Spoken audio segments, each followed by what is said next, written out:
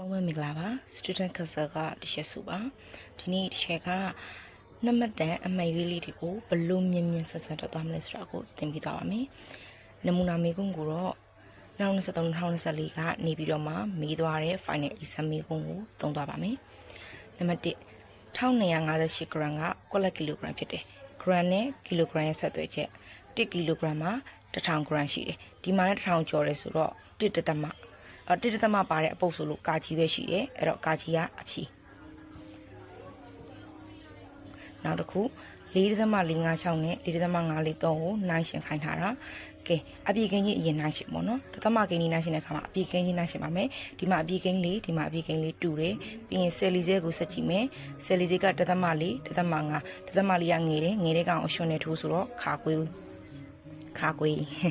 ကဲနံပါတ်3ဒီ3ကန်တစ်ခုကထပ်တူကြတယ်3ကန် ABC နဲ့3ကန် DEF DE အလျောက်ရှာခိုင်းတာ DE ဆိုတော့ဒီနေရာမှာ DE အလျောက်ရှာမယ်ကဲအဲ့တော့ဒီမှာသိတာက F 60 degree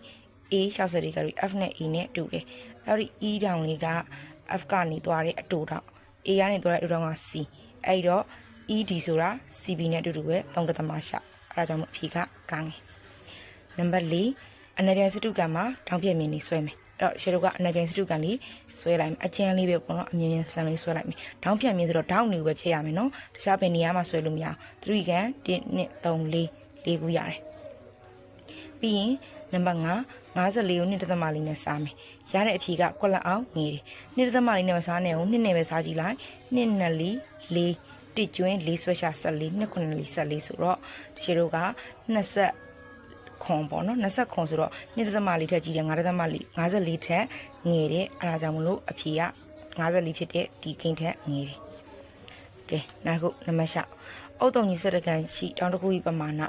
โอเคအုတ်တုံကြီး7ကန်ဆိုတော့6000ရှိတယ်6000မှာ3ကန်ဘယ်နှခုထွက်လဲဆိုရင်4ခုထွက်တယ်3ကန်လိုချင်ရှင်းပါတယ်အနားကြီးအတွက်တွေက2နှုတ်ရင်3ကန်ကြီးအတွက်ရတယ်4ဆိုတော့3ကန်တစ်ခုမှာ180ကိုဒီရေတို့က4နဲ့မြောက်လိုက်အမြန်လေး4 3 3 3 8 4 32ရေ3မှတ်4တက်4 3နဲ့ပေါင်းတော့ခွန်920ကာကြီး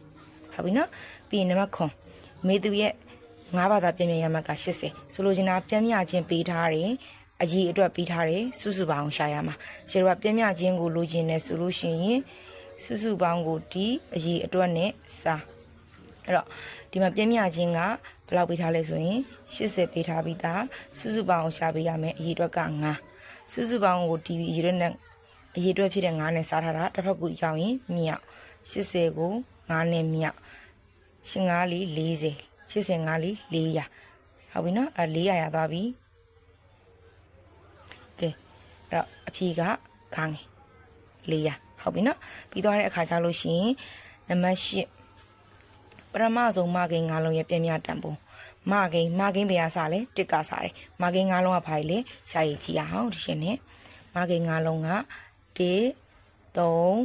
5ခွန်9ဟုတ်ပြီနော်အဲ့တော့မကိန်း9လုံးရဲ့ပြင်းပြခြင်းကိုလိုချင်တာဆိုတော့ရှေ့ကမကိန်း9လုံးကိုပေါင်းအရေးအတွက်ဖြစ်တဲ့9နဲ့စားကဲ9လုံးပေါင်းကြည့်မယ်နော်ကဲပေါင်းလိုက်တော့1နဲ့3နဲ့ပေါင်းတော့4 5ပေါင်းတော့9ရဲ့ခွန်ရဲ့ပေါင်းတော့16ရဲ့9ရဲ့ပေါင်းတော့25အဲ့တော့ရှယ်တို့က25ကိုဒီ1 2 3 4 5အရေးတော့က9ရှိတော့9နဲ့စား9 5လီ25ဟုတ်တယ်နော်အဲ့အဖြေက9ကဲနံပါတ်9 2.35ကိုအပိုင်ကိန်းနဲ့ဖော်ပြမယ်ဒီမှာပေးထားတဲ့အဖြေတွေကုန်တော့အပြည့်ကိန်း2တီးကြည့်ပဲအဲ့တော့အပြည့်ကိန်း2ကိုထည့်စဉ်းစားကြမလို့ဘူး.35ကိုအပိုင်ကိန်းပြောင်း.ဘယ်နေရာရှိလဲ1နေရာ2နေရာ.2နေရာရှိရဆိုရင်3နှလုံးပါတယ်100နဲ့စားအဲ့တော့ဘာဖြစ်သွားလဲဆိုရင်ရှယ်တို့က2.35နော်ဒီမှာ1နေရာ2နေရာရှိတော့ရှယ်တို့က9ကိုဒီ.3နှလုံးပါတာဆိုတော့100နဲ့စားကဲဘာနဲ့ချင်းလို့ရလဲ9နဲ့ချင်းမယ်9တလီ9 9နဲ့လီ30 9 3ည3ညဆိုတော့20ပိုင်းတစ်ပိုင်းအဲ့တော့20ပိုင်းတစ်ပိုင်းဖြစ်တဲ့ကာကြီးလေးပြီးရင်4ပိုင်း3ပိုင်းကိုဒသမကိန်းနဲ့ဖော်ပြမှာအဲ့တော့ဒသမကိန်းနဲ့အပိုင်းကိန်းကိုဒသမကိန်းနဲ့ဖော်ပြရမယ်ဆိုရင်ပိုင်းဝေးကိုဒီပိုင်းကြီးနဲ့စားအပေါ်ကိုဒီအောက်နဲ့စား3ကို4နဲ့စားကဲအဲ့တော့ရှယ်တို့က3ကိုဒီ4နဲ့စား4 3ည3ည3ကျွင်းဒသမပေါက်3ညဆွဲရှာ4 9လီ28နှစ်ကျွင်းပေါ့နော်နှစ်ကျွင်း 3ညဆွဲရှာဘယ်လောက်လဲ4 5လီ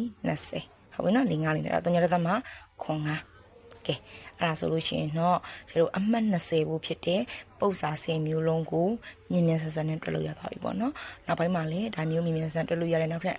အမျိုးအစားစုံနဲ့မိကွန်းလေးတွေကိုထပ်ပြီးတော့တွက်ပြပေးသွားပါအောင်မယ်နောက်ဗီဒီယိုတွေမှာပြန်တွေ့ကြမယ်နော်